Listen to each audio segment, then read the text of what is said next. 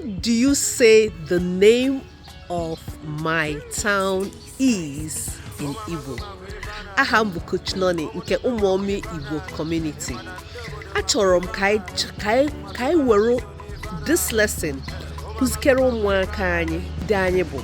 So how do you say the name of my town is in Igbo?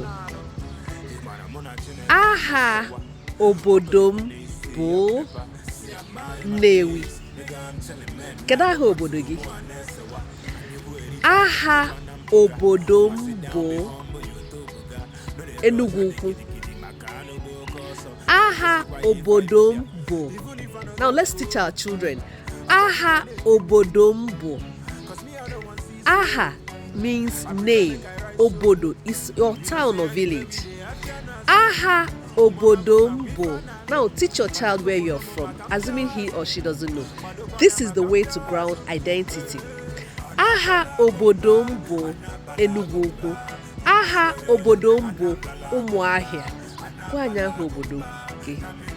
Ọ bụrụ na ị ma aha obodo gị, tinyere anyị na comment section. Gwa anyị aha obodo gị. Now it's your turn. Gwa anyị aha obodo gị. And let our children know who they are from today. Tell them something, one thing about their village. One thing only about their village. Aha obodo m bụ Nnewi. Ihe ejiri mara anyị bụ ndị na-azụ ahịa. I want you to do that. Now is your turn. Tell your child where he or she is from and how it's being said. Drop it in the comment section. Ka mmụta Igbo jezuo mba niile. Ka emesịa.